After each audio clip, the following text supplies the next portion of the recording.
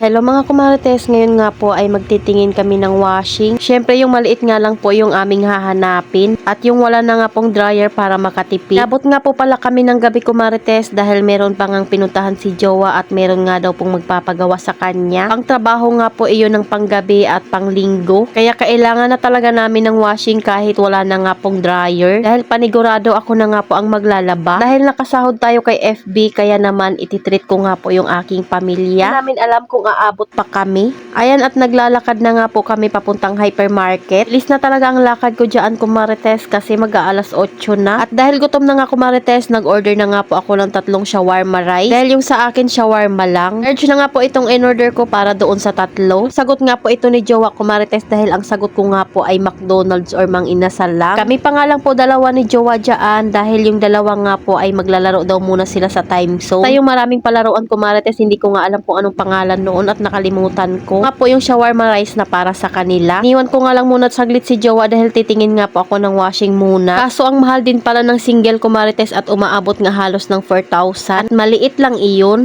Ayan ang sabi niya nga po sa akin ay dryer nga daw po yung mura lang. Kaya sabi ko kain muna ako pero doon nga po sa dinaanan namin na FC Home ay pasarado na kaya hindi nga po kami nakatingin. Kaya sabi ko nga dalian namin dito at baka makaabot pa kami sa Pure Gold. Syempre kailangan muna namin mag-canvas para nga po kami ay makatipid naman. Ako lang ba yung ganito kumarites na kailangan ko munang tingnan sa iba't ibang bilihan bago nga po ako mag-decide na bumili. Pumupunta talaga kami sa hypermarket, itong shawarma talaga yung madalas kong ino-order. At hindi na nga po talaga ako nag-o-order ng iba. Sasarapan din talaga ako sa lasa niya. Madalas merong nagtatanong nga po sa akin kung sumasahod na ako sa Facebook. Opo, sumasahod ako pero hindi ganun kalaki sa kagaya ng ibang mga content creator na sobrang lalaki. Yung sahod ko nga po ay hindi pa naman umaabot ng 10,000.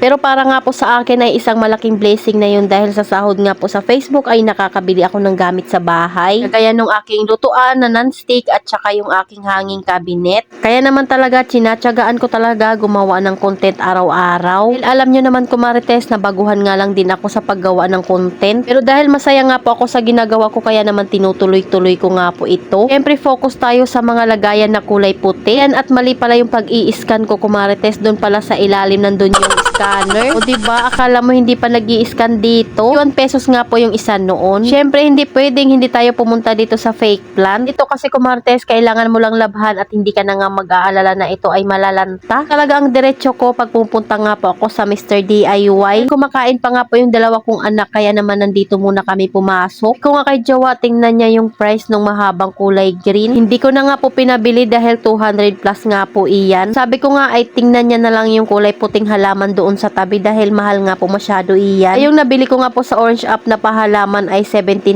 lang iyon. Pero itong kulay puti naman kumarites ay 47 lang kaya pinakuha ko na nga kay Jowa. Syempre kailangan natin yung mumurahin lang pero pasok nga po sa ating team. Na nga tayo doon sa sinasabi ko kumarites doon sa aking pagbablog. Dahil itong pinupost ko nga po sa Facebook ay daily routine namin. At syempre kung paano nga po ako mag-handle sa aming tindahan. Puro bahay serye, linis serye at saka DIY nga po yung ginagawa naming content. Dahil yun nga po ang madalas naming ginagawa. Kahit nung hindi pa nga po ako nagbablog. Syempre kung ano yung kinikwento mo sa iyong vlog ay kailangan na experience mo rin iyon. Mahirap naman na bumuo ka ng kwento na hindi mo naman nararanasan iyon. Pero kung gusto mo talagang gumawa ng content kumarites ay kailangan mo munang mag-research kung paano mo nga gagawin iyon. Kasi marami-rami na rin talaga nagtatanong sa akin kung paano nga daw po ako nagsimula. Unang-una talaga kumarites ay gustong-gusto ko talaga na nagpo-post ako sa Facebook. Pero dati kasi ang pinopost ko ay mga paninda ko nga lang po iyon. Pero ngayon madalas talaga ay daily routine ko sa aming bahay at sa aming munting tindahan. Nung una nga po ay may nagtatanong sa akin kung hindi daw ba ako nahihiya. Naman talaga kumarites na makakaramdam ka talaga ng hiya sa umpisa pa lang. Pero once na nakasanayan mo na nga yung ginagawa mo ay hahanap-hanapin mo nga rin iyon. Dahil wala nga po akong kakilala na content creator kaya naman ang ginagawa ko ay nagre-research nga po ako sa YT. Dahil syempre nakakahiya naman kung kailangan mong magtanong sa bawat ginagawa mo. Hindi naman natin kung busy rin yung taong tinatanungan natin. Kaya imbis na magtanong ako kumarites ay talagang nag-self-study ako kung ano nga po yung gagawin. Pinado naman talaga ako dati kumarites na hindi talaga maganda yung aking ginagawang video dahil napapanood ko nga po po ulit. Yung naging magalaw, nandun yung madilim na video, at syempre nandun yung parang wala namang sense yung sinasabi ko. Pero katagalan kasi matututunan mo na rin talaga kung ano nga po yung kailangan mong gawin pagdating nga po sa pagbablog. Tapos pala namin sa Mr. DIY Kumarites, pumunta kaming McDonald dahil ito na nga lang po yung open. Kung order ka pala dito ay kailangan sa machine ka na mag-order. Tignan nyo naman at pinagpapawisan ako dyan. First time ko nga pong mag-order sa ganito. Dali lang naman pala at kailangan mo lang sundan yung mga step. Sabi ko nga kay Jowa ay doon nyo na lang i-focus sa aking mga pinipindot. Yan nga yung batang makulit ay gusto niya nga daw ng Happy Meal. Syempre kung ano yung gusto nila ay pagbigyan natin dahil minsan lang naman ito Kumarites. Nga po kaming nabiling washing machine Kumarites dahil sarado na nga po yung mga mall. Dahil 9:30 na nga po ito. Bilang sana kakain sa McDonald at si Jowa nga po ay mang-inasal dahil gusto niya nga po only rice. Kaso ay close na nga rin po iyon. Pero dahil gusto ko nga pong maranasan kung totoo bang lumaki na yung chicken ng McDonald, kaya sabi ko dito na nga po kami kumain. Na-try namin kung talagang lumaki na yung chicken nila. Years na nga rin po kami hindi nakakakain dito dahil yung huli nga po namin kain, sobrang liit nga po nung chicken nila. Sobrang nadismaya talaga si Jowa noon at hindi na kami umuli. Tagal ko talagang mag-o-order dyan Kumarites dahil syempre kailangan ko tingnan kung sure ba yung ino-order ko. Dahil 4 na nga po yung na-order ko kaya pinroceed ko na. Tapos mo nga dyan Kumarites ay kailangan mo ng bayaran doon sa counter. Taantayin mo na lang yung pinaka-order yung darating sa inyong table. O diba high-tech na talaga yung mga orderan ngayon.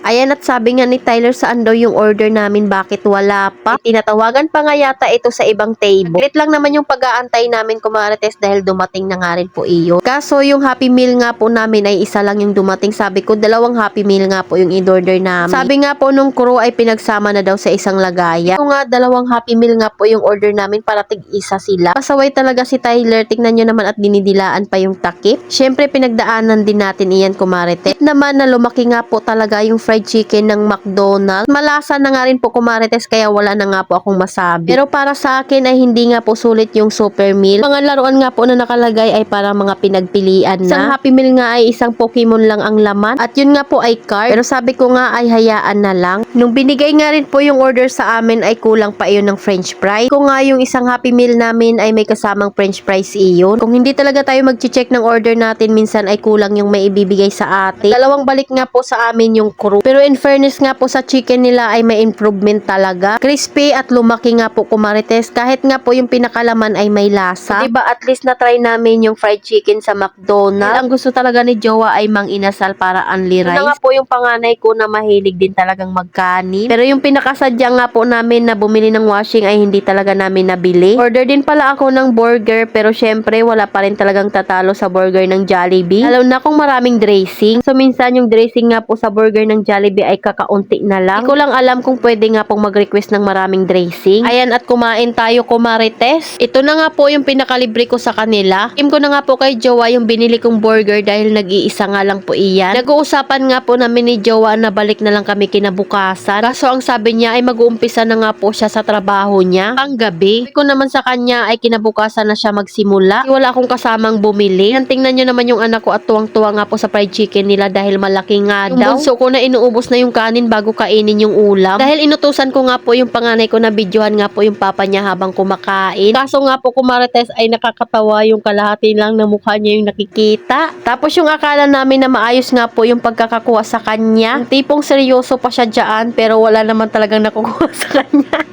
O diba ang ganda ng mukha ni Jowa. Buti na lang ay may pa-take to pero ganun pa nga rin po Kumarites, yung noo niya nga po ay hindi nakikita.